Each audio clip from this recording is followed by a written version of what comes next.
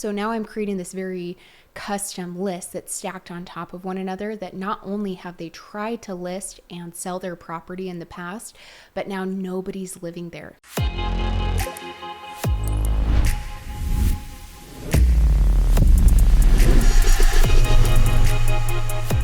Welcome to another episode here on BatchTV. We're talking about how to pull expired listings and batch leads today. It's super easy to do, and we will talk about deeper tips and tricks to pull an even more granular list if you'd like. All you have to do to pull up these potential opportunities is to go to property search. This is where you can pull up on or off market properties or people that are likely to use your services, just really depending on what you're using batch leads for.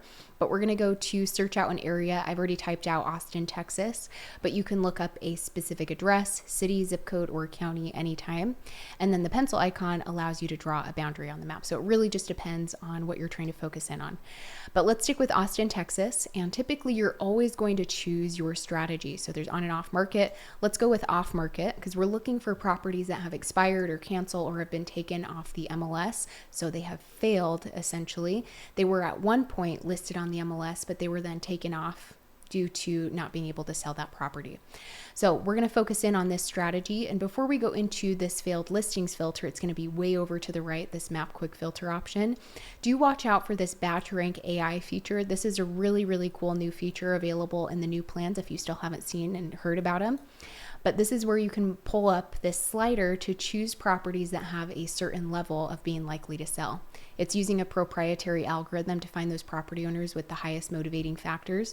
So keep this in mind. Even if you are pulling a failed listings list, you can use batch rank AI on top of that to find those even higher likely to sell properties. You can find things like pre-foreclosures, vacant lots, absentee owners, etc. But over to the very right is where you're going to find this failed listings area. So you can see, like I mentioned previously, these are going to be canceled, expired, or just in general taken off the MLS. So we're going to select this, and all you have to do to get them into your account is then select them and save them into your database. We're going to go into some deeper tricks here, but it is as easy as that. Searching your area, choosing your strategy, and then grabbing the list. But if you want to get into just more specific filters, open up this all filters. There's tons you can do here.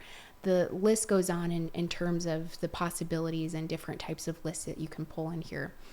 But we could go into, let's say, I'm going to open up this quick filter section because what you can do in this area, now that we're in our all filters, is you can actually stack list. So maybe I don't want them to have just failed. Maybe I also want the owner to not live there, and maybe nobody's renting it from them currently either. So now I'm creating this very custom list that's stacked on top of one another, that not only have they tried to list and sell their property in the past, but now nobody's living there. That tells me that there could potentially be way higher motivation because they're probably still paying the mortgage on the property. They may still want to sell that home. So let's stick with that, and then we can move down the list. You can change any of these at any time and check out our help center. We have some different filter sets and guides on that too. But let's go to property characteristics. Maybe we also want them to be residential single family homes or a certain type. Whatever you want to do, you can come in here and specify when they were built, how long they've been owned.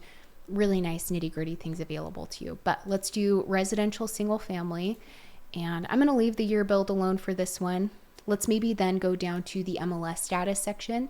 This is where you can get more specific with failed listings right here with this new filter. If you haven't seen this, a ton of you within the community have been waiting for this filter to come out. It's been really nice to be able to actually specify the date that those properties failed or canceled or expired off of the MLS. So I could come in here and really make sure that it's been super recent or within a longer period of time. A lot of people I've talked to recently have been doing in the past 12 months, but completely up to you. So now, instead of us just pulling this large failed listings list, we're now focusing on properties that have failed but are also absentee owned and vacant and are a certain type. So that's pulling up a pretty small list. So let's just maybe make that a little bit broader, maybe in the past 2 years. I'm going to change this to 2022 instead. and get a little bit of a larger list there. You could definitely use your other filters, like using the ownership info, making sure they've been owned for a good few years, equity percentage, etc. But let's just stick with this for now.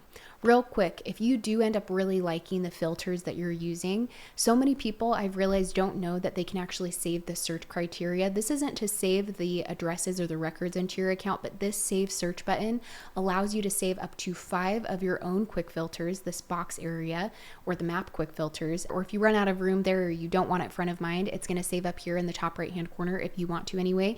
So if I just name this failed listings Austin, just for example, I could either include it in my map quick filters and have it be there custom, or it'll be more hidden if I save that criteria. It's really just so that you don't have to remember those filter sets for lists that maybe end up being really successful for you, so that you could easily just open up your saved searches and pull that up without having to go through and apply every single thing again.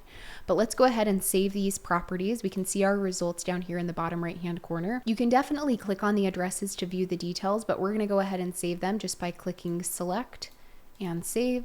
I always think of my list as my main ideas. So to me, this is either a failed listing list, or I do have a vacant failed listings. That's kind of a deeper list that I've created in the past. As you're getting started, you're just going to type out what you want that list or tag name to be and then select create as new.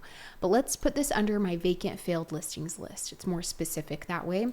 And I'm going to then go to reference my list name. I always do the same thing every single time. It makes it incredibly easy to find my data later, and I'll show you that here in a moment.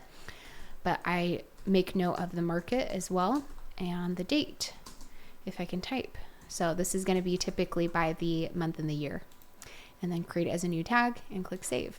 The really cool thing, we're going to go into my list here, but if you're in the new plans within BatchLeads, not only do you have that new AI feature, but every single property you save into your database has included contact information if you're in those new plans. So there's not even a skip tracing button anymore if you're in those upgraded plans, because you already get the phone numbers and email addresses. It's been incredible. It's transformed so many people's businesses I know of within the community. So it's been definitely something that's exciting within your account. You'll definitely want to check out those new plans. So let's just go up to this list and tag section. And I typically like to filter by my tag. It's just so much more specific the way that I kind of categorize them in here. And then eventually the properties will pull up. I'm going to pull up a different list here just to show you some data.